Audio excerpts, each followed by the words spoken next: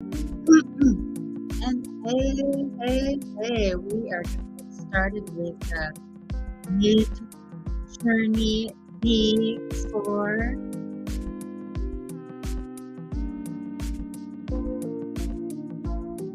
Welcome to Reality Craft V4 Preview.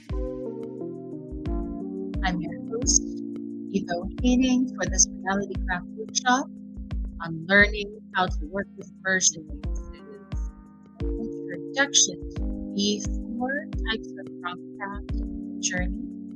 And we're going to explore inside the Midjourney window. So thank you to those of you who are joining me here today. This is Craft. And we are going to just jump right in here. Hi, this is Evo at Reality Craft. We're going to jump into some Midjourney V4 preview. So I'm going to turn down that music.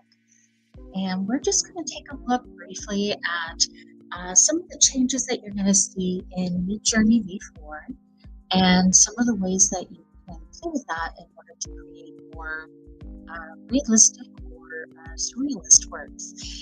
So this is Evo Haney. I'm coming to you live from Reality Craft. For those of you who have been here before, you can find out more on evo.ist. Reality Craft is a design lab in California, and I am your host for this Midjourney book. We're going to dive right into Discord and look at Midjourney directly. So I'm going to scroll down and I'm going to show you just a little bit of the experiments I've recently done for the last 24 hours. And we're going to go from realism and object design to environments, abstract art. We're going to look a little bit at character design and some of the more realistic and surrealistic ideas that are out there right now. And so if you have a quick question, I can take them. I'm going to be here for just a few minutes, but this is part of a longer series of Reality Craft workshops. If you have not used Midjourney before, this is your first time, I can give you a very quick idea of how this works. So when I do a prompt, in this case, the drag queen, the colonial drag characters, I am receiving 4 different images back. Now, I can decide whether to upscale or to ask for some new variations on each of those 4 images. So I can look at these 4 and I can say, please give me variations on number 4. Or I have this other option, which is a re-roll. Now, a re-roll, and do that right there, we'll get those at the bottom, will give me some new options. And let's say I like something here, but I don't know if I like the view on it. I can try it out and then try different versions later. Now, if you've used Midjourney versions 1 through 3, and this is your first time, you're going to notice a certain amount of realism and sort of quality that wasn't really easy to get to in previous versions. So if you were trying to create human characters, for example, these colonial drag characters were pretty grotesque in version 2 and almost difficult to do on the first step in version 3. Here in version 4, we're starting to see something that's at least interesting, almost out of the gate or with a little bit of variation. So I can ask for more variation. Usually after 3 or 4 or 5 variations, I like. Now these are the points where I might try to do something like a detailed upscale redo or a remastering technique to try something slightly different with the image, whether it's getting something that looks more like a brush stroke or something that looks of a different hand. So these are some of the more lifelike images that are surprising out of V4. Now we're going to take a look at other types, and the colonial drag images tend to be a little bit uncanny valley anyway, even before adding something that was a little bit unsettling for some people is this particular theme. I found this prompt is uncomfortable. So we're going to go also to surrealism. And surrealism obviously looks a little bit different. So I'm going to show you just a very quick rundown on surrealism in V4 and where it's taking different ideas. Now, if time exploring reality craft. Again, my name is Ego Haining. We do a lot of workshops here, and this is part of an ongoing series of workshops. There is a workshop coming up, and I'm going to give you just a quick rundown on that as well. That is coming up in just a few weeks now, so you can sign up. And I'll give you the URL if you want to sign up for the promptcraft workshop right there. Um, that's very easy to do as well. So feel free to join me there, and we're going to take a look at some of the things that have been created recently on some of the workshops. Now, I've created probably 20,000 images in different generative tools this year, most of those since this summer. Now, V4 being just released this coming week, this past week, is relatively new. There is, it's been tested for some time, but you can see that there are certain aspects that are quite a bit different than what we've seen in previous versions. Now, there are certain artifacts of generative image work that still stay true. So you can see here, this hand does not have 5 fingers. There are certain geometries that are bent, I would say, in this particular prompt. Now, what I asked it to do was to draw some idea or reflection of self-awareness, a self-portrait. And you can see some of these get pretty weird. Now, I tried a couple of different versions. We're going to maybe mod those a little bit more, but I wanted you to see where it's taking conceptual art and surrealism as well as more lifelike character design or something that looks like, in this case, paintings from masters 100 years ago. So I would say some of these are certainly reminiscent of the sort of thing you would see from an old surrealist master. They're coming from the kinds of things that Seurat Matisse, some of the earlier surrealists, some of these obviously look more Dali, or there's a handful of different influences that you notice depending on how you want to take a look at these, and we'll upscale some of those.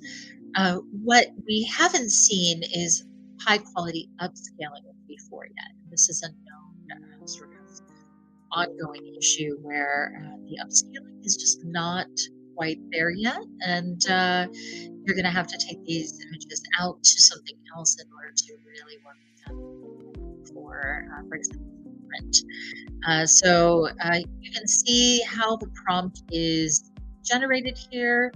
A V4 is put at the end in order to make sure that it is in the version 4 versus some of those previous versions. And if you haven't dealt with your settings before in Discord, this is a very simple thing to do. You just go ahead and type settings at the bottom. It brings it up. And once you hit return, it's going to bring up your settings and you want to J version 4. Now you can do a high quality image. See, the Q2 comes up, style high, style very high. Not all of these are going to work. So it might tell you, for example, that remix mode isn't available. You will have to turn off certain things in order to get your images to work properly. So if I go ahead and hit 1, that's going to give me this one. Let's try all 4 of these and see what we get. So we're going to take a look at a couple of other different styles quickly. Obviously, surrealism is ripe for playing with Midjourney because it suits the sort of collective awareness of AI and how AI works in terms of both understanding pattern recognition, understanding ideas and schools of thought in different ways. This is a rather interesting idea. Um, Certainly, it's got its issues in terms of how these heads are done, but there's some interesting ideas coming out of these ideas, right? So the sense of the infinite loop of brain just going out is beautiful. Actually, it's a really lovely piece, and I'm sure some of these are quite similar to certain works that might be in museums now. And I would encourage you, if you see something that looks very familiar in terms of a theme, go ahead and put that in the comments because that would be very interesting to see. So we'll go on from surrealism, but that gives you some sense of how interpretive the version 4 can be, right? So these are obviously ideas that looks like some of these are looking closer to, let's say, Escher and the 1940s versus earlier surrealist works. So here I've taken a more cinematic prompt. So this one was borrowed from someone in the daily theme. The daily theme is what was said to be for this week in Midjourney. So if you are testing these ideas, sometimes the daily theme in the Midjourney server itself is a great place to test. So here I've tried something that's a little more sort of quantum hero of sorts. This is a human that is going to become something different. So as we transition surrealism, we're going to get to these sort of atomic man ideas or something that might be almost superhero comic book style, right?